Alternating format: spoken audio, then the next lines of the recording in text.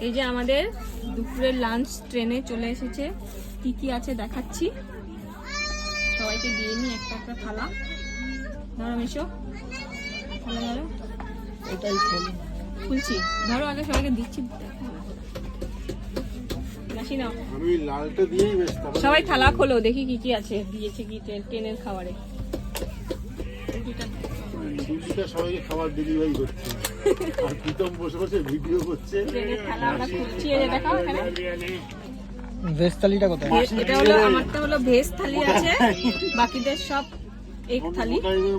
ভেজে দিয়েছে হলো পনির দিয়েছে এখানে, এখানে একটা আলুর তরকারি, ডাল, একটা হলো মিষ্টি দিয়েছে মানে লাড্ডু দিয়েছে, আর এদিকে ভাত, আর এখানে একটা এটা মনে হয় চাটনি, আমের চাটনি দিয়েছে প্যাকেট। আলুর তরকারি, আমের চাটনি না ডাল?